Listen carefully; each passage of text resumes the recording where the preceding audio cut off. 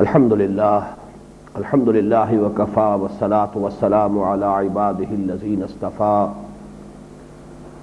خصوصا علی افضلهم وخاتم النبیین محمد الامین وعلی آلہ وصحبہ اجمعین اما بعد فقد قال اللہ تبارک وتعالی کما ورد فی سورة آل عمران اعوذ باللہ من الشیطان الرجیم بسم اللہ الرحمن الرحیم وَإِذْ غَدَوْتَ مِنْ أَهْلِكَ تُبَوِّئُ الْمُؤْمِنِينَ مَقَاعِدَ لِلْقِتَالِ وَاللَّهُ سَمِيعٌ عَلِيمٌ إِذْ هَمَّتْ طَائِفَتَانِ مِنْكُمْ أَنْ تَفْشَلَا وَاللَّهُ وَلِيُّهُمَا وَعَلَى اللَّهِ فَلْيَتَوَكَّلِ الْمُؤْمِنُونَ وَلَقَدْ نَصَرَكُمُ اللَّهُ بِبَدْرٍ وَأَنْتُمْ أَذِلَّةٌ فَاتَّقُوا اللَّهَ لَعَلَّكُمْ تَشْكُرُونَ صدق اللہ العظیم رب اشرح لی صدری ویسر لی امری واحلل عقدۃ من لسانی یفقہوا قولی اللہم ربنا الہمنا رشدنا واعذنا من شرور انفسنا اللہم ارنا الحق حقا وارزقنا اتباعہ وارنا الباطل باطلا وارزقنا اجتنابہ اللہم وفقنا لما تحب وترضى آمین یا رب العالمین۔ مطالعہ قرآن حکیم کے منتخب نصاب کا جو سلسلے وار درس ان مجالس میں ہو رہا ہے، آپ کے علم میں ہے کہ اس سلسلے میں تقریباً 3.5 ماہ تعطل رہا ہے، اس لیے کہ آخری درس 18 جولائی کو ہوا تھا۔ اس لیے کچھ ضروری محسوس ہو رہا ہے کہ بعض باتیں ذہن میں تازہ کر لیں۔ پہلی بات یہ کہ منتخب نصاب کے ہم اس وقت 5ویں حصے کا مطالعہ کر رہے ہیں، بلکہ ہم اس 5ویں حصے کے بھی نصف آخر میں اب ہیں، نصف سے زائد کا ہم مطالعہ مکمل کر چکے ہیں۔ یہ 5واں حصہ در حقیقت سورۃ العصر کہ جو اس منتخب نصاب کا نقطہ آغاز ہے، اس میں جو لوازم فلاح اور شرائط نجات بیان ہوئی ہیں، یعنی ایمان، عمل صالح، تواصی بالحق اور تواصی بالصبر، ان میں سے جو آخری شرط ہے اس کی تفصیلات پر مشتمل ہے۔ البتہ یہ کہ صبر کے جو مفہوم ہیں ان میں سے ایک خاص مفہوم ہے کہ جس کی وضاحت ان حصوں میں کی گئی ہے کہ جو اس منتخب نصاب کے حصہ پنجم میں شامل ہے۔ صبر کے لغوی معنی پر ہم بڑی مفصل بحث کر چکے تھے، صرف یہ بات تازہ کر لیجئے کہ اس کا بہترین مفہوم ہے ہمارے محاورے میں کڑوے گھونٹ بھرنا، یعنی ایسی کیفیات کہ جو انسان کے لیے طبعاً ناگوار ہو، ان کو برداشت کر کے اپنے موقف پر قائم رہنا، اپنے آپ کو تھامے رکھنا، ڈٹے رہنا، جمے رہنا، نہ کسی ٹیمپٹیشن یا لالچ سے اپنے موقف سے منحرف ہونا، نہ کسی دباؤ یا تشدد یا ایذا یا پرسیکیوشن سے اپنے اس موقف سے علیحدگی اختیار کرنا، یہ صبر ہے۔ البتہ یہ کہ صبر کا استعمال، جیسا کہ اس سے پہلے عرض کیا جا چکا ہے، مختلف مواقع پر مختلف معنی میں ہوتا ہے۔ چنانچہ ایک صبر ہے صبر علی الطاعہ، اللہ کے احکام کی اطاعت پر صبر کرنا، اس لیے کہ احکام شریعت بہت سے ایسے ہیں جو نفس کو ناگوار ہیں۔ وَإِنَّهَا لَكَبِيرَةٌ إِلَّا عَلَى الْخَاشِعِينَ، خود نماز کے بارے میں فرمایا گیا وَاسْتَعِينُوا بِالصَّبْرِ وَالصَّلَاةِ وَإِنَّهَا لَكَبِيرَةٌ إِلَّا عَلَى الْخَاشِعِينَ، نماز کی پابندی، نماز کا دوام، وَالَّذِينَ هُمْ عَلَى صَلَوَاتِهِمْ يُحَافِظُونَ وَالَّذِينَ هُمْ عَلَى صَلَاتِهِمْ دَائِمُونَ، اس کے لیے بھی بڑے صبر کی ضرورت ہے۔ تو صبر علی الطاعہ، اسی کا ایک منفی پہلو ہے صبر عن المعصیہ، معصیت سے اپنے آپ کو روکے رکھنا، اس لیے کہ بہت سے معاصی ایسے ہیں کہ نفس جو ہے انسان کا نفس امارہ، اس کا جو حیوانی نفس ہے، اس کا ایڈ یا لیبیڈو، اس کے جو اینیمل انسٹنکٹس ہیں، اس کی طرف کشش محسوس کرتے ہیں، تو اپنے آپ کو روکنا اور تھامنا، یہ گویا کہ صبر عن المعصیہ ہے۔ یہ دونوں چیزیں تو گویا کہ اسلام کے بنیادی تقاضوں میں سے ہیں، اور جو سورۃ العصر میں ایمان کے بعد جو دوسری شرط لازم بیان ہوئی عمل صالح، اس عمل صالح کے ضمن میں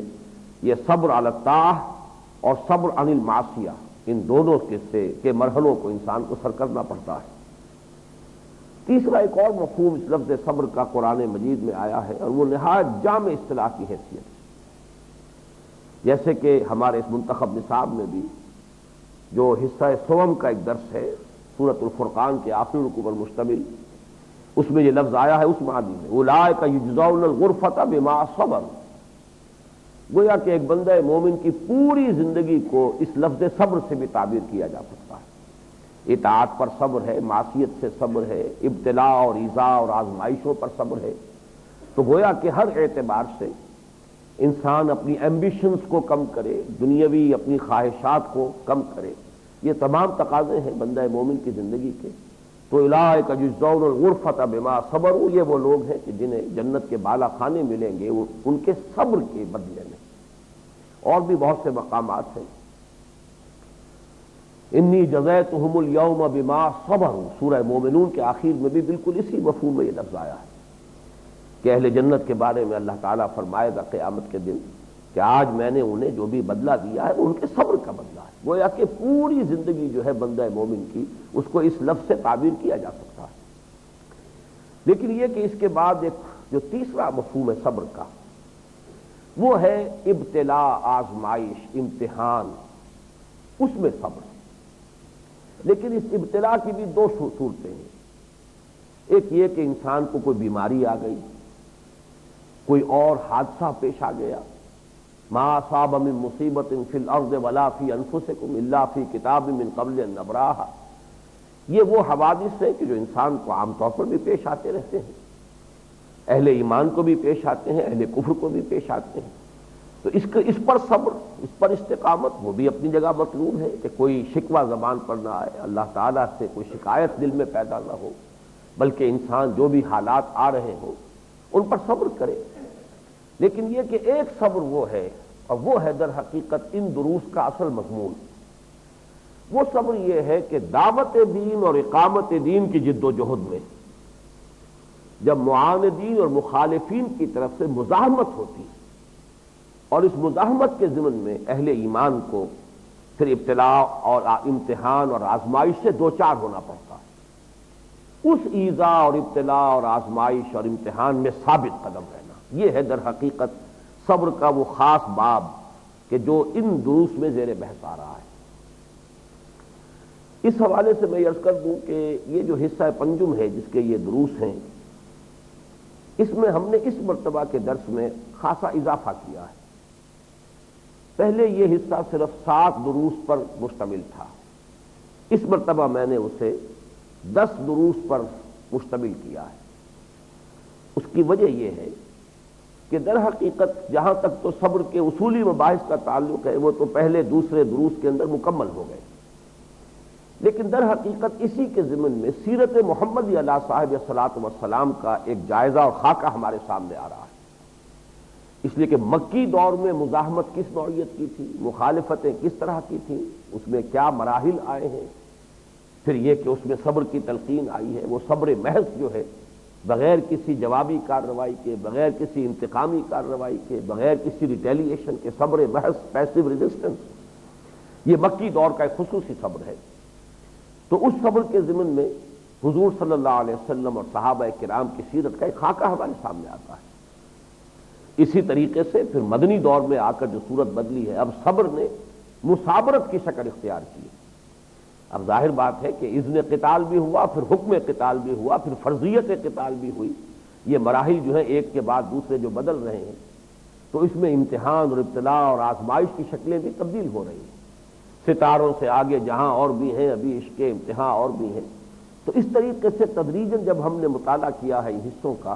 تو اس سے خود سیرت مطہرہ صلی اللہ علیہ وسلم کا ایک جائزہ ہمارے سامنے آ رہا ہے، اور اسی کے بین السطور آپ کے علم میں ہے کہ اسی کے بین السطور منہج انقلاب نبوی کے جو ہمارے مباحث ہیں وہ بھی ہمارے ذہن میں تازہ ہو رہے ہیں کہ صبر کے یہ مختلف مراحل اور صبر و مصابرت کی جو صورتیں حضور صلی اللہ علیہ وسلم اور آپ کے ساتھیوں کو، محمد الرسول اللہ والذین معہ کو صلی اللہ علیہ وسلم رضی اللہ تعالی عنہم اجمعین جو پیش آئی ہیں، اس سے ہمارے سامنے وہ جو منہج انقلاب ہے، وہ جو پروسیس آف ریولوشن ہے جو ہمیں سیرت محمدی صلی اللہ علیہ وسلم سے ملتا ہے، اس کے مختلف مراحل کا خاکہ سامنے آ رہا ہے۔ اس اعتبار سے اب ہمارے اس منتخب نصاب کا سب سے بڑا حصہ یہی 5واں حصہ ہے۔ میں نے اس سے پہلے بھی بعض مواقع پر اعتراف کیا ہے اور آج پھر اسے ریکارڈ کرا رہا ہوں کہ میں اس کا اعتراف کرتا ہوں کہ میرا چونکہ ابتدا سے اصل جو مطالعے کا میدان رہا وہ قرآن حکیم، میں نے حدیث نبوی کا مطالعہ بھی اور سیرت محمدی صلی اللہ علیہ وسلم کا مطالعہ بھی بالاستیعاب نہیں کیا تھا۔ اصل میں خاص دور آیا تھا ہماری قومی زندگی میں، پاکستان کے سیاسی حالات میں ایک مرحلہ آیا تھا جس میں صدر ضیاء الحق صاحب نے سیرت کانفرنسوں کا ایک سلسلہ شروع کیا تھا۔ ایک مرکزی سیرت کانفرنس ہوتی تھی اسلام آباد میں، پھر صوبائی جو ہمارے صدر مقام ہیں ان میں گورنرز کے زیر اہتمام وہ کانفرنسیں ہوتی تھیں، پھر یہ کہ تمام بڑے بڑے محکموں میں یہ کانفرنسیں منعقد ہوتی تھیں، اور اس زمانے میں پھر جو بھی مختلف کانفرنسوں میں شرکت کے دعوت نامے موصول ہوئے اور بڑے اصرار کے ساتھ اور بڑی ہی جو سمجھیے کہ خوشامد کے ساتھ، یہ لفظ بھی میں استعمال کر رہا ہوں، مجھے ان میں شرکت کی دعوت دی گئی، تو اس سے ایک تحریک پیدا ہوئی سیرت کے بالاستیعاب اور گہرے مطالعے کی۔ اس اعتبار سے میں نے اس سے پہلے بھی ریکارڈ کرایا ہے کہ ضیاء الحق مرحوم سے جو بھی ہمارے شدید اختلافات رہے ہیں وہ اپنی جگہ پر ہیں، لیکن یہ کہ ہماری اس دعوت اور تحریک کو بالواسطہ طور پر 2 فائدے بھی ان کے ذریعے سے پہنچے ہیں، اور یہ بھی اصل میں من لم یشکر الناس لا یشکر اللہ، ہمیں چاہیے کہ اس کا اقرار کریں تاکہ جس کا جو حق ہے وہ اس تک پہنچے، حق بحقدار رسی۔ ایک تو یہ کہ یہ انہی کے دور میں ہوا تھا کہ چاہے ایک محدود عرصے کے لیے صحیح لیکن 15 مہینے تک مسلسل مطالعہ قرآن حکیم کا یہ منتخب نصاب جو ہے، اس کا درس جو ہے پاکستان ٹیلی ویژن پر اور وہ بھی نیشنل ہوک اپ پر پورے ملک کے جتنے ٹی وی اسٹیشنز ہیں ان سے بیک وقت جو ہے وہ ٹیلی کاسٹ کیا گیا، اور اس سے واقعہ یہ ہے کہ پورے ملک میں ایک خاص فضا پیدا ہوئی تھی۔ یہ دوسری بات ہے کہ ان کی سیاسی مصلحتیں بعد میں آڑے آئیں اور انہوں نے وہ سلسلہ خود ہی بند بھی کر دیا۔ اور دوسرا یہ جو میں اس وقت عرض کر رہا ہوں کہ سیرت کی جو کانفرنسیں انہوں نے کی، اگرچہ وہ اکثر و بیشتر تو خالص ایک رسمی سی کانفرنسیں ہوتی تھی، لیکن میں ذاتی طور پر انڈیٹڈ فیل کرتا ہوں، میں زیر بار احسان اپنے آپ کو محسوس کرتا ہوں کہ وہ ذریعہ بنی میرے لیے کہ میں نے ایک سیرت کا مطالعہ کیا اور گہرائی میں اس پر غور و فکر کیا، اور اس کے بعد ہی اصل میں منہج انقلاب نبوی جو ہے پورے طور سے مجھ پر منکشف ہوا ہے۔ تو یہ ہے اصل میں پس منظر اس ہمارے منتخب نصاب کے حصہ 5 کا۔ اب ذرا ایک جائزہ لے لیجئے، جو 7 سے جو 10 درس بن گئے ہیں اس حصے کے، پہلے ہمارے اس منتخب نصاب میں جو مکی دور کا صبر تھا، جسے ہم نے صبر محض سے تعبیر کیا، صبر ہی صبر، کوئی جوابی کارروائی نہیں، کوئی انتقامی کارروائی نہیں، کوئی ریٹیلیشن نہیں، اپنے دفاع میں بھی ہاتھ اٹھانے کی اجازت نہیں، یہ جو صبر ہے یہ سب سے زیادہ سخت صبر تھا، سب سے مشکل صبر تھا کہ جو مکی دور میں ہوا ہے۔ اس کے ضمن میں صرف 2 درس تھے کہ جو پہلے ہمارے اس حصہ 5 میں شامل تھے۔ سورہ عنکبوت کا پہلا رکوع، اور یہ جامع ترین مقام ہے، اس میں کوئی شک نہیں کہ اس موضوع پر قرآن حکیم کا جامع ترین مقام وہ 13 آیات ہے کہ جو سورہ عنکبوت کے پہلے رکوع میں شامل ہے، وہی ہمارا درس اول تھا۔ اور دوسرا درس تھا پھر اسی سورہ مبارکہ کے 5ویں، 6ٹھے اور 7ویں رکوعوں پر مشتمل کہ جن میں ہدایات اللہ تعالی نے دی ہے کہ جب بندہ مومن یا اہل ایمان بحیثیت جماعت اس دور سے گزر رہے ہوں، آزمائشوں کی بھٹیوں سے انہیں گزرنا پڑ رہا ہو، ابتلا ہو، امتحان ہو، شدید سے شدید تر امتحانات ہو، تو ان میں انہیں کن امور کو ملحوظ رکھنا چاہیے، صبر و استقامت کے لیے انہیں کن ہدایات پر عمل پیرا ہونا چاہیے۔ اس پہلو سے یہ 2 درس جو ہیں اپنی جگہ پر بہت مکمل تھے، لیکن اس مرتبہ ہم نے تیسرے درس کا اضافہ کیا ہے کہ سورہ عنکبوت کے دوسرے اور تیسرے اور چوتھے رکوع کی بھی متعلقہ آیات کو ایک مستقل درس کی حیثیت سے شامل کیا ہے۔ اس طرح وہ دروس جو ہیں مکی صبر کے مباحث پر مشتمل وہ اب 2 کے بجائے 3 ہو گئے۔ پھر یہ کہ مدنی دور میں جو اب صبر نے مصابرت کی شکل اختیار کی، یہ لفظ وہ ہے کہ جو سورہ آل عمران کی آخری آیت میں آیا ہے، یا ایھا الذین آمنوا اصبروا وصابروا ورابطوا واتقوا اللہ لعلکم تفلحون۔ تو صبر سے مصابرت، صبر ایک یک طرفہ عمل ہے، جیسے قتل ایک یک طرفہ عمل ہے، لیکن مقاتلہ یا قتال یہ دو طرفہ عمل ہے۔ جوہد ایک یک طرفہ عمل ہے، لیکن مجاہدہ یا جہاد یہ دو طرفہ عمل ہے۔ اسی طرح صبر ایک یک طرفہ فنومینن ہے،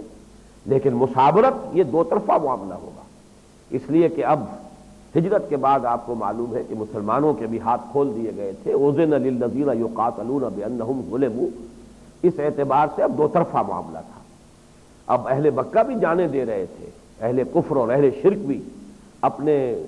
باطل دین کے لیے قربانیاں دے رہے تھے، اور ادھر سے اہل ایمان ہیں وہ بھی صبر کی بازی کھیل رہے تھے اور اپنی جانوں کی بازی کھیل رہے تھے۔ تو اب یہ گویا کہ دو طرفہ عمل بن گیا تھا۔ اس کے ضمن میں پہلے مدنی دور کے اس مصابرت کی بحث میں پہلا ہی درس جو ہمارا تھا وہ سورہ انفال کے پہلے رکوع اور آخری 4 آیات پر مشتمل تھا، اور اس کے حوالے سے گویا کہ غزوہ بدر کے مباحث تھے کہ جو اس میں شامل تھے، اور سورہ بقرہ کی آیات 153 تا 157 کو محض اس میں تمہید کے طور پر درج کیا گیا تھا۔ اب ہم نے ان آیات کو ایک مستقل درس بنایا ہے، اس لیے کہ یہ ایک پیشگی تنبیہ تھی۔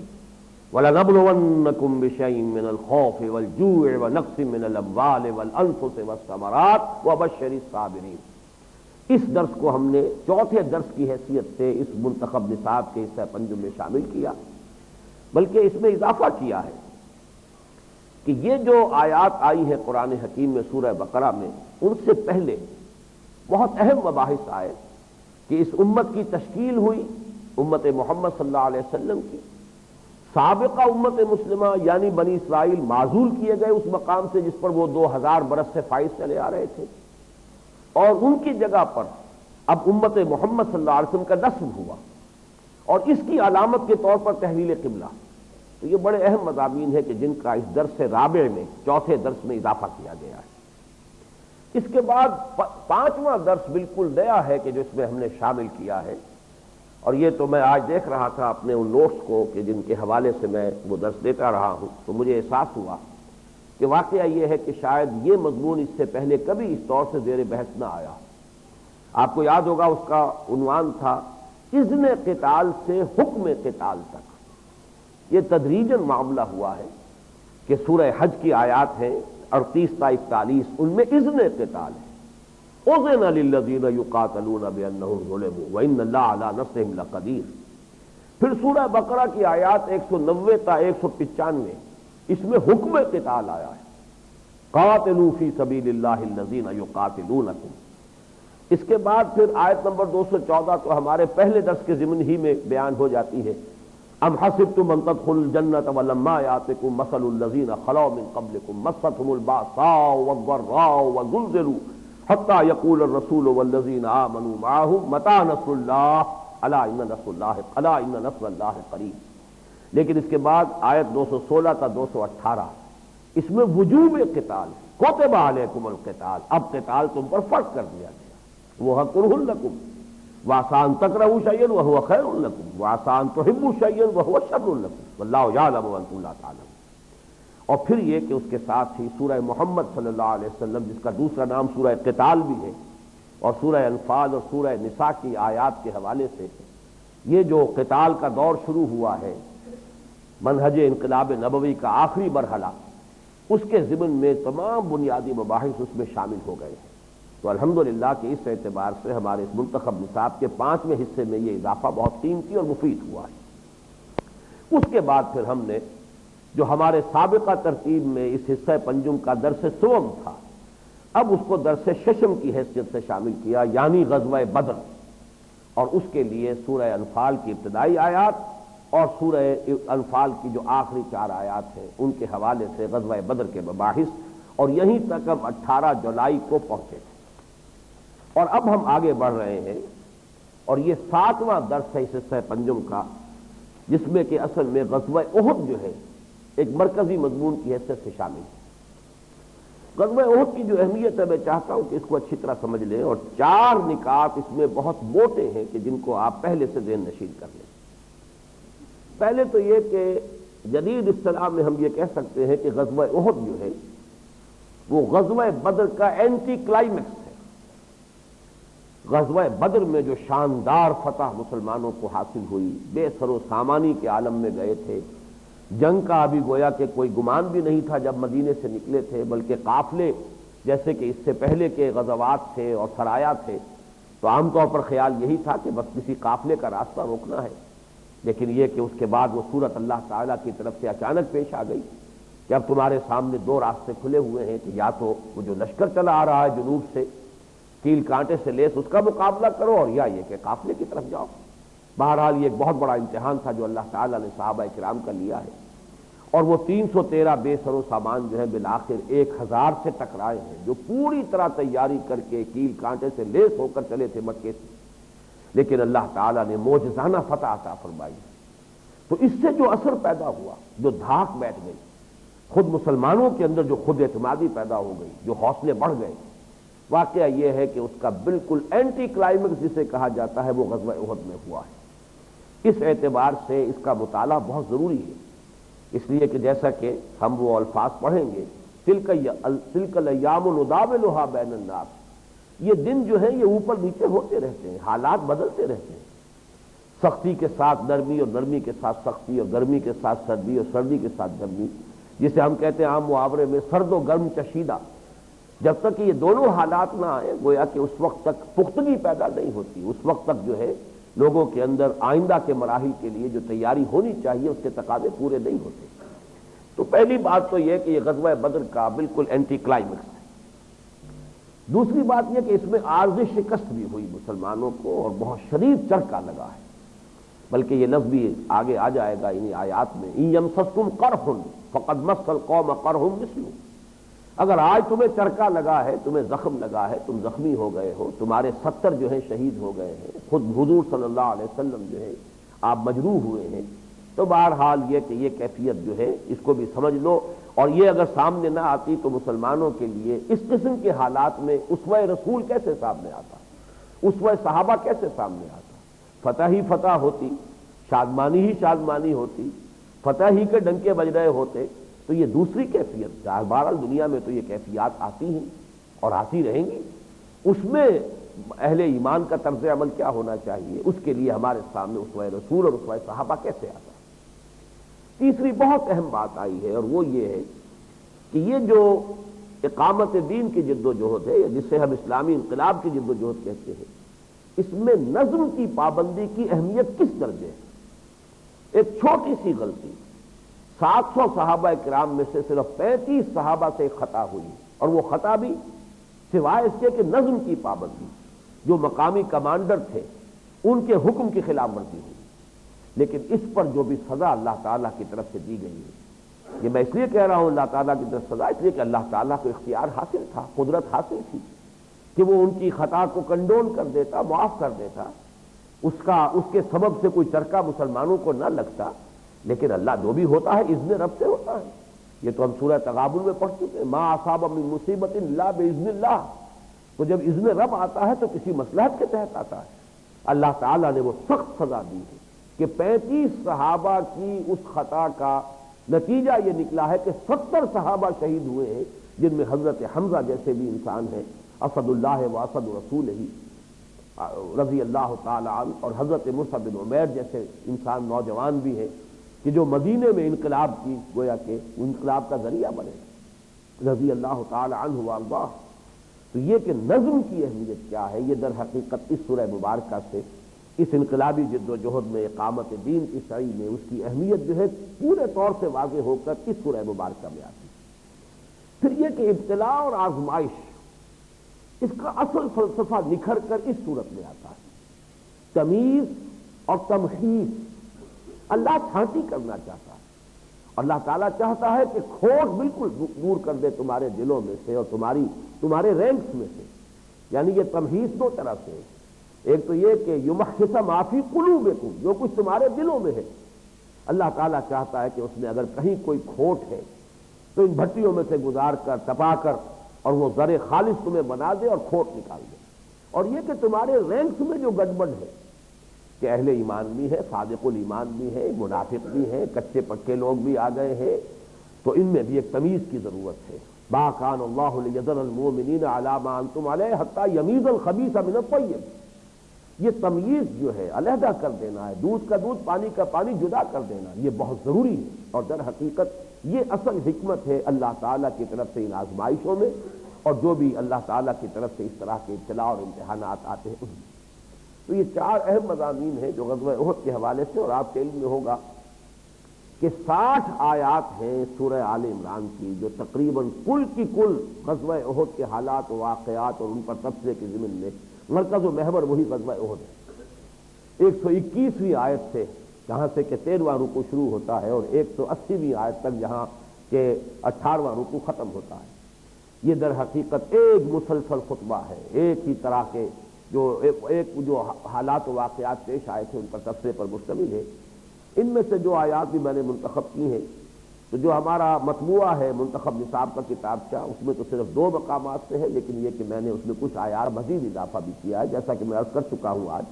کہ اس حصے میں نے کافی آیات کا اضافہ کیا ہے۔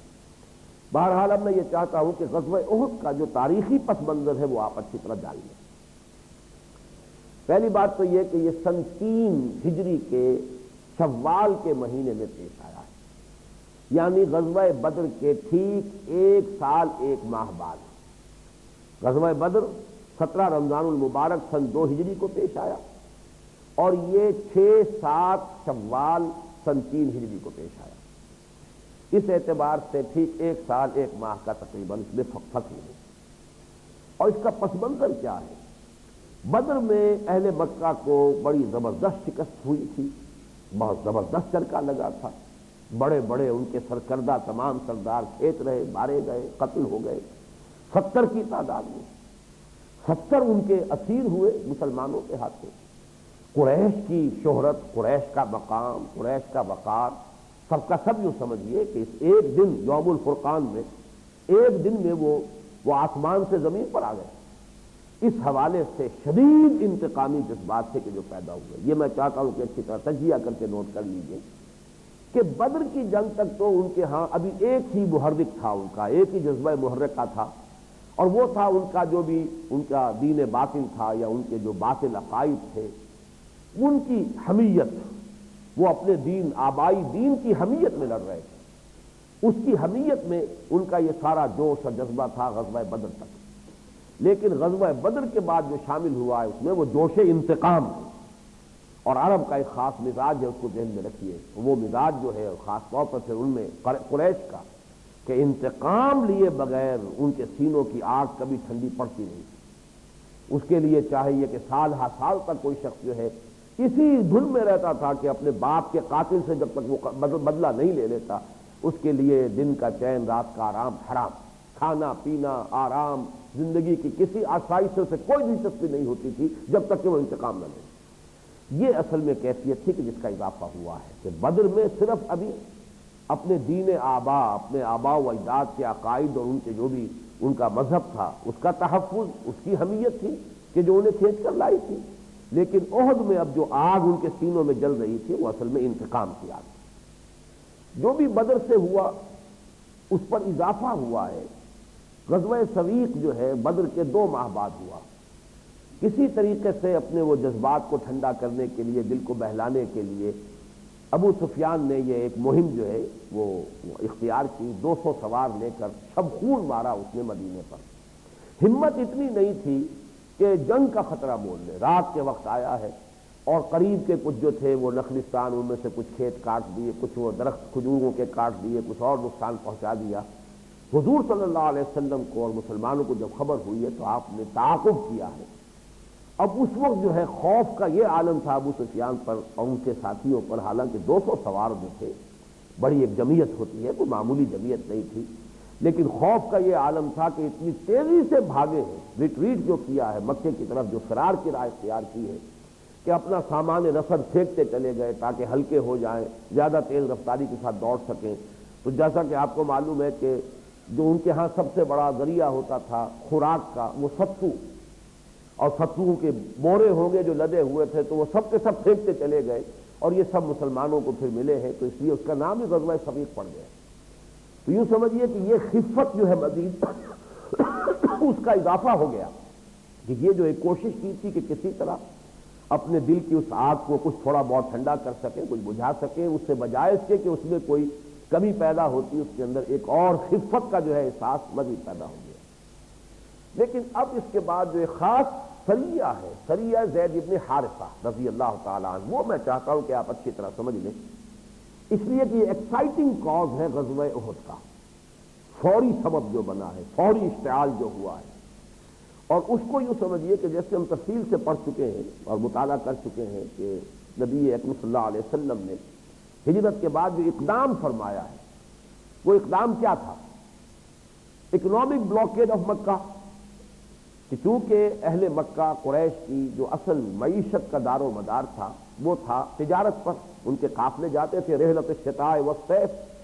گرمیوں میں وہ جاتے تھے شام کی طرف کیونکہ ذرا ٹھنڈا علاقہ ہے، سردیوں میں جاتے تھے یمن کی طرف زیادہ گرم علاقہ ہے۔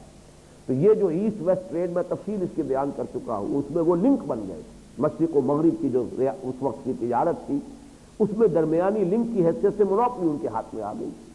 حضور صلی اللہ علیہ وسلم نے اس کاروان روٹ کو مخدوش بنا دیا۔ یہ اکنامک بلاکیڈ تھا جو حضور صلی اللہ علیہ وسلم نے کیا ہے۔ اس کے علاوہ ایک دوسری اصطلاح بھی میں نے اس کو بیان کی تھی، پولیٹیکل آئسولیشن آف قریش۔ آپ جہاں بھی گئے ہیں ان 8 مہموں کے دوران، بلکہ ان میں سے 4 غزوات تھے اور 4 سرایا تھے جو غزوہ بدر سے قبل ہوئے ہیں، جہاں آپ گئے وہاں کے جو لوکل قبائل تھے ان سے آپ نے صلح کی، ان سے معاہدے کیے، اس طریقے سے یا تو وہ جو پہلے حلیف سے قریش کے اب حلیف ہو گئے حضور کے صلی اللہ علیہ وسلم، یا یہ کہ نیوٹرلائز ہو گئے کہ دونوں سے انہوں نے گویا کہ ایک طرح سے نو وار پیکٹ کر لیا کہ نہ ہم ان کا ساتھ دیں گے اور نہ آپ کا ساتھ دیں گے۔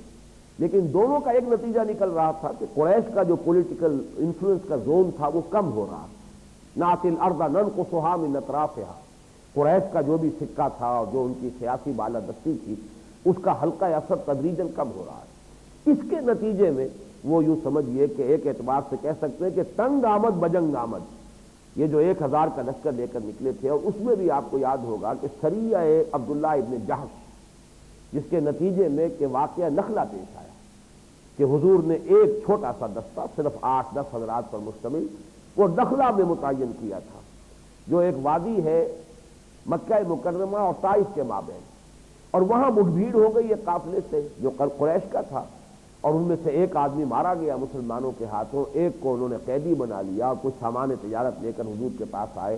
اور وہ شخص جو تھا پھر وہ قافلے کے لوگ جو تھے وہ روتے پیٹتے ہوئے جو گئے ہیں مکے میں، تو آگ لگ گئی کہ محمد صلی اللہ علیہ وسلم کے آدمیوں نے ہمارا ایک آدمی قتل کر دیا۔ تو جس طرح بدر کے لیے وہ ایکسائٹنگ کاز بنا تھا سریہ نخلا، اسی طریقے سے سریہ زید ابن حارثہ جو ہے وہ غزوہ احد کے لیے ایک ایکسائٹنگ کاز، فوری سبب بنا ہے۔ اس کا پس منظر کیا ہے؟ ظاہر بات ہے کہ رمضان مبارک سن 2 ہجری میں غزوہ بدر ہوا تھا۔ اب اس کے بعد جب گرمی کا موسم آیا جمادی الاخر سن 3 ہجری میں، تو یہ ان کے روٹین کے مطابق ان کے قافلے کی روانگی کا وقت تھا شام کی طرف۔ اب ظاہر بات ہے کہ ایک طرف تو ان کے لیے ایک جو صدمہ تھا جو بدر کی شکست کا، اس کا بھی زخم ابھی تازہ تھا، دوسری طرف یہ معاش کا تقاضا یہ بھی سامنے آ رہا ہے، اور انتقام بھی اگر لینا ہے تو ظاہر بات ہے کہ اس کے لیے بھی مالی وسائل چاہیے، مالی ذرائع چاہیے۔ لہذا اب ان کے سامنے یہ مسئلہ پیش آیا کہ یہ راستہ تو مخدوش ہے، اب ہم اپنا وہ سفر کریں تو کس راستے سے کریں؟ اس مرتبہ یہ رحلت السیف جو ہے اس کے لیے جو کاروان کا امیر معین کیا گیا وہ صفوان ابن امیہ تھا۔ اس نے بہت غور و فکر کیا، اس نے کہا کہ اب ہمارے لیے یہ راستہ جو ہے شام کی طرف جانے والا ساحل کے ساتھ ساتھ والا راستہ یہ تو بند ہو گیا ہے۔ لہذا بہت غور و فکر کے بعد مشورے کے بعد طے کیا کہ ہم ایک بہت لمبا چکر کاٹ کر شام جائیں گے، یعنی مکے سے نجد کی طرف ہو کر پھر عراق کی طرف سے ہوتے ہوئے شام پہنچیں۔ آپ اس سے اندازہ کیجئے کہ کس قدر ضیق میں ان کی جان آ گئی تھی، کتنا یہ حضور صلی اللہ علیہ وسلم کا یہ اکنامک بلاکیڈ کس درجے مؤثر تھا کہ اب ان کی جو لائف لائن ہے معیشت کی، اب اس کے لیے کوئی راستہ اس کے سوا نہیں رہا کہ اتنا خوشگوار راستہ، اتنا آسان راستہ ساحل کے ساتھ ساتھ چلتے ہوئے اور سیدھے تیر کی طرح جو ہے وہ شام کی طرف جا سکتے ہیں۔ کجا یہ کہ اب وہ نجد کی طرف جائیں، نجد سے پھر عراق کی طرف جائیں، عراق سے پھر وہ شام پہنچیں۔ پہنچنا بہرحال ہے، اس لیے کہ تجارت اگر بند ہو جائے تو پھر ان کی معیشت کا جو ہے وہ سلسلہ کہاں سے ہوگا۔ چنانچہ اس کا فیصلہ کیا گیا، اس کی حضور کو اطلاع ہو گئی، اور اس سے اندازہ کیجئے کہ کس درجے حضور کی جو انٹیلیجنس ہے، اس وقت کا جو معلومات کا نظام ہے، کتنا مؤثر تھا کہ یہاں یہ طے ہوا اور وہاں حضور کو اطلاع ہو گئی۔ تو حضور نے صلی اللہ علیہ وسلم حضرت زید بن حارثہ کو 100 سوار دے کر اور اس قافلے پر حملہ آور ہونے کے لیے اس راستے پر بھی بھیج دیا، اور یہ ایک اچانک جا کر انہوں نے حملہ کیا ہے، جبکہ وہ کسی ایک چشمے پر اتر رہے تھے، اور وہ پورا قافلہ جو ہے اس کا سارا سامان تجارت بھی گویا کہ مسلمانوں کے ہاتھ میں آ گیا، اور وہاں سے جو بھی ذمہ دار لوگ تھے انہیں سوائے فرار کے کوئی اور راستہ نہیں ملا۔ معلوم ہوا کہ اب ہر اعتبار سے قریش کارنر ہو گئے، اب تو کوئی راستہ نہیں رہا۔ شام کی طرف جانے کا راستہ جو ساحل کا تھا وہ پہلے بند ہو گیا، اتنا لمبا راستہ انہوں نے اختیار کیا تھا وہ بھی محفوظ نہیں، تو اب گویا کہ ان کے لیے کوئی اور راستہ اس کے سوا نہیں تھا کہ اب آخری جنگ لڑے، اور اس آخری جنگ کے لیے انہوں نے 3000 کا لشکر تیار کیا۔ حضور صلی اللہ علیہ وسلم کو جو اس کی اطلاع ملی تھی، جو لشکر کفار جب چلا ہے، 3000 اس کی نفری تھی، 3000 اونٹ اس کے ساتھ تھے بار برداری کے لیے بھی، اور یہی آپ کو معلوم ہے کہ ان کے لیے غذا کا سب سے بڑا ذریعہ ہوتا تھا، اونٹ ذبح ہوتے تھے، اس کا گوشت وہ کھاتے تھے۔ پھر یہ کہ 200 گھوڑوں پر مشتمل ان کا رسالہ، 200 سوار، ساتھ ہی 15 خواتین کو بھی لے لیا، اور وہ بھی ان کی بڑی معزز گھرانے کی خواتین، جن میں ہند بنت عتبہ بھی تھی، ابو سفیان کی بیوی، بعد میں ایمان لے آئی ہیں، مسلمان ہوئی ہیں، لیکن اس وقت تو ان کی جو آگ تھی، انتقام کی آگ جتنی شدید تھی ہند کے سینے میں جو جل رہی تھی کہ باپ بھی قتل ہوا ہے جنگ بدر میں، ایک بھائی، ایک چچا، تینوں جو ہے وہ قتل ہوئے، تو اس اعتبار سے وہ انتقام کی آگ بہت شدید تھی۔ تو یہ خواتین بھی ساتھ آئی ہیں تاکہ غیرت دلائیں اپنے مردوں کو کہ کوئی بھی ان میں سے پیٹھ دکھا کر اور بھاگنے کی کوشش نہ کرے۔ چنانچہ وہ آتے ہیں، وہ اشعار بھی کہ جو عین میدان احد میں، دامن احد میں جب جنگ شروع ہونے لگی تھی تو اس وقت جو وہ دف کے ساتھ یہ خواتین گا رہی تھی اشعار، نحن بنات الطارقی نمشی علی النمارقی ان تقبلوا نعانقی ان تدبروا نفارقی، ہم ستاروں کی بیٹیاں ہیں اور ہم تو چلنے والیاں ہیں بڑے ہی نرم قالینوں کے اوپر، نرم و نازک، یعنی گویا کہ ہماری بڑے ہی جو پرورش ہوئی ہے بڑے ہی ناز و نام میں ہوئی ہے۔ اب دیکھ لو کہ اگر تم آگے بڑھو گے، مقابلہ کرو گے تو ہم تم سے بغلگیر ہوں گی، تمہارے ساتھ جو ہے معانقہ کریں گی، اور اگر تم نے پیٹھ دکھا دی تو ہم تم سے علیحدہ ہو جائیں گی، تم سے کوئی تعلق نہیں رکھیں گی۔ تو ان کی غیرت کو بھڑکانے کے لیے بہرحال جب یہ لشکر تیار ہوا ہے تو حضرت عباس رضی اللہ تعالیٰ عنہ، جو کہ ابھی تک مکے میں موجود تھے، اور ان کے بارے میں اندازہ یہی ہوتا ہے کہ وہ ایمان تو لا چکے تھے، لیکن بالکل جس طریقے سے کہ مومن آل فرعون کا ایک معاملہ ہے، کان یکتم ایمانہ، کہ جو حضرت موسیٰ علیہ السلام پر ایمان لا چکے تھے، لیکن یہ کہ انہوں نے اپنے ایمان کو چھپایا ہوا تھا مصلحت کے تحت، تو معلوم ایسا ہوتا ہے کہ حضرت عباس کا معاملہ بھی اسی نوعیت کا ہے۔ انہوں نے حضور کو اطلاع بہت پہنچا دی، اور یہ بات نوٹ کرنے کی ہے کس تیز رفتاری سے ان کا وہ جو پیغام رساں ہے، ایلچی پہنچا ہے۔ 300 میل کا فاصلہ اس نے صرف 3 دن میں طے کیا،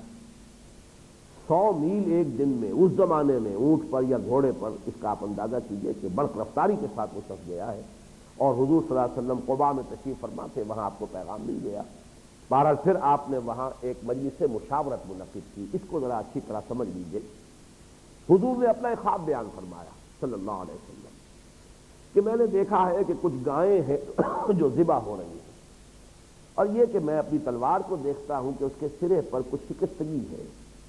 کچھ مڑ گئی ہے یا اس پر کچھ دندانے پڑ گئے، اور تیسری بات میں نے یہ دیکھی کہ میں ایک بہت مضبوط زرہ میں ہاتھ ڈال رہا ہوں۔ اس کی خود آپ نے تعبیر فرمائی کہ معلوم ہوتا ہے کہ کچھ ہمارے صحابہ جو ہیں، ہمارے ساتھی، وہ جام شہادت نوش کریں گے، وہ مرحلہ آ گیا، اور کوئی یہ بھی معلوم ہوتا ہے کہ میرا کوئی قریبی ساتھی، میرا قریبی عزیز بھی، وہ بھی اس میں جام شہادت نوش کرے گا۔ اور تیسری بات یہ کہ آپ نے فرمایا کہ یہ جو مضبوط زرہ میں ہاتھ ڈالنا ہے، اس کی تعبیر یہ ہے کہ مدینے کے اندر محصور ہو کر دفاع کیا جائے۔ اب اس میں گویا کہ حضور صلی اللہ علیہ وسلم نے اپنے خواب کی تعبیر بیان کی، خود بیان کی، اور اسی میں آپ کی اپنی رائے بھی آ گئی کہ اس وقت جو صورتحال ہے تو جنگی اس صورتحال میں مناسب محسوس ہوتا ہے کہ کھلے میدان میں جا کر مقابلہ نہ کیا جائے، بلکہ ہم مدینے میں محصور ہو کر دفاع کریں۔ اور اتفاق کی بات یہ دیکھیے کہ بعین ہی یہی رائے عبداللہ ابن ابی جو رئیس المنافقین تھا اس نے پیش کی۔ یہ بہت اہم ایک واقعہ اس اعتبار سے کہ بسا اوقات دو آراء اگرچہ وہ بالکل مختلف نیتوں سے پیش کی گئی ہوتی ہیں، لیکن یہ کہ دو آراء ایک ہو سکتی ہیں۔ ظاہر بات ہے حضور صلی اللہ علیہ وسلم کی نیت جو ہے مبارک وہ کیا تھی، اور عبداللہ ابن ابی کی نیت کیا تھی، اس لیے کہ کھلے میدان میں جاتا ہے اور اگر وہاں سے واپس آتا ہے تو اس کا نفاق جو ہے اس کا پردہ چاک ہو جائے گا اگر جانے سے انکار کرتا ہے،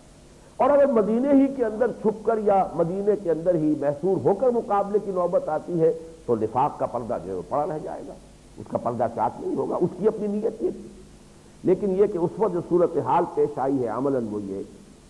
کہ ایک تو نوجوان، اور خاص طور پر وہ نوجوان کہ جو غزوہ بدر میں نہیں جا سکے تھے، اس لیے کہ غزوہ بدر کا تو جب مدینے سے حضور کی روانگی ہوئی ہے تو ابھی کسی جنگ کا کوئی گمان نہیں تھا، یہ تو بعد میں درمیان میں جا کر صورتحال پیش آ گئی، تو وہ بہت سے لوگ جو ہے وہ اس سے محروم رہے تھے۔ اب ان کا ایک حسرت کا معاملہ تھا کہ ہم بدر کی اس جو فضیلت ہے اس میں شمولیت کی، اس سے محروم رہ گئے ہیں، اب ہمیں موقع ملنا چاہیے کہ کھل کر داد شجاعت دیں۔ پھر یہ بھی ہو سکتا ہے، یہ بھی نوٹ کیجئے کہ چونکہ یہ جو مدینہ منورہ کے جو دو قبائل تھے اوس اور خزرج، ان کا ایمان لانے کا معاملہ کوئی ایسا نہیں ہے کہ ایک ہی دن میں تمام قبیلہ ایمان لے آیا ہو، ان کے نمایاں سرکردہ لوگ ایمان لے آئے تھے، اس اعتبار سے گویا کے پورے قبیلے جو ہیں وہ ایمان لے آئے، یہ گویا کے درجے میں ہے، ورنہ یہ کہ ابھی ان میں سے بہت سے لوگ ایسے ہوں گے کہ جو شش پنج میں ہوں، لیکن غزوہ بدر کے بعد پھر جب انہوں نے دیکھا کہ یہ نصرت خداوندی کس شان کے ساتھ آئی ہے تو گویا کہ اس وقت وہ حقیقت میں ایمان لائے ہوں، اور حضور صلی اللہ علیہ وسلم کی رفاقت انہوں نے اپنے ارادے کے ساتھ اس وقت قبول کی۔ پھر تیسری بات یہ کہ چونکہ ایک بہت ہی معجزانہ طور پر فتح ہوئی تھی تو اس اعتبار سے بھی حوصلے بہت بلند تھے کہ جب بدر میں 313 ہمارے تھے اور اس طریقے سے اللہ تعالیٰ نے بے سر و سامان نہتے لوگوں کو فتح عطا کی تھی تو اب کیوں فتح حاصل نہیں ہو جائے گی، تو حوصلے جو ہے ان کا بلند ہونا جو ہے وہ قابل فہم ہے۔ اور پھر آخری بات یہ ہے کہ جوش جہاد اور ذوق شہادت، اور پھر یہ کہ ذاتی شجاعت، یہ بھی بہت سے صحابہ کرام کو مجبور کر رہی تھی کہ انہوں نے، اور ان میں خاص طور پر نام نوٹ کر لیجیے حضرت حمزہ رضی اللہ تعالی عنہ کا، کہ انہوں نے بہت ہی اصرار فرمایا اس پر حضور سے صلی اللہ علیہ وسلم۔ اور یہ ذہن میں رکھیے کہ بہرحال وہ چاہے ہم عمر تھے اور ساتھ کے کھیلے ہم جولی تھے، لیکن چچا بھی تو تھے نا حضور کے صلی اللہ علیہ وسلم، تو ان کا اصرار بھی میں یہ سمجھتا ہوں کہ شاید بہت فیصلہ کن ثابت ہوا ہو۔ بہرحال حضور صلی اللہ علیہ وسلم نے فیصلہ یہی کر دیا اپنی رائے کے برعکس کہ ٹھیک ہے کھل کر کھلے میدان میں جا کر مقابلہ کریں گے۔ اس کے بعد اب یہ جو میں آپ سے عرض کر دوں کہ یہ لشکر جو کفار کا پہنچا ہے احد میں آ کر انہوں نے جو ڈیرے ڈالے ہیں، یہ جمعے کا دن تھا 6 شوال سن 3 ہجری، اور اس روز پھر عصر کے یعنی جمعے کے بعد سے اور عصر تک یہ جو محفل مشاورت ہوئی ہے، اس کے بعد عصر کی نماز کے بعد حضور صلی اللہ علیہ وسلم اپنے گھر سے نکلے ہیں تو آپ نے زرہ زیبتن فرمائی ہوئی تھی، اور ایک نہیں دو زر ہیں، ایک کے اوپر دوسری، اور تلوار آپ نے حمائی کی ہوئی تھی۔ اس سے ماتھا ٹھنکا بہت سے صحابہ کا کہ کوئی غیر معمولی صورت پیش آنے والی ہے۔ ادھر حضرت سعد بن معاذ رضی اللہ تعالی عنہ جو کہ اوس کے سردار تھے، اور اسید بن حضیر رضی اللہ تعالیٰ عنہ وہ آ گئے اور انہوں نے بھی کچھ ملامت کی لوگوں کو کہ آپ لوگوں نے ٹھیک نہیں کیا کہ حضور صلی اللہ علیہ وسلم کو مجبور کیا ہے اور ان کی رائے کے خلاف فیصلہ جو ہے آپ نے ان لوگوں سے آپ سے کروا لیا ہے آپ لوگوں نے۔ تو اس پر کچھ بعض حضرات نے کہا بھی کہ اب ہم اپنا فیصلہ اپنی رائے واپس لیتے ہیں، جو آپ کی رائے تھی اسی پر عمل کیجیے، لیکن حضور صلی اللہ علیہ وسلم نے فرمایا کہ نبی کے لیے یہ زیبا نہیں ہے کہ وہ ہتھیار باندھ کر جب تک اب مقابلہ نہ ہو لے وہ ہتھیار کھول دے، اور یہی بات اصل میں آئے گی سورہ آل عمران میں کہ فَإِذَا عَزَمْتَ فَتَوَكَّلْ عَلَى اللَّهِ، جب فیصلہ ہو جائے، جب آپ نے ارادہ کر لیا تو اب یہ ہے کہ توکل کیجیے اللہ پر۔ پھر یہ کہ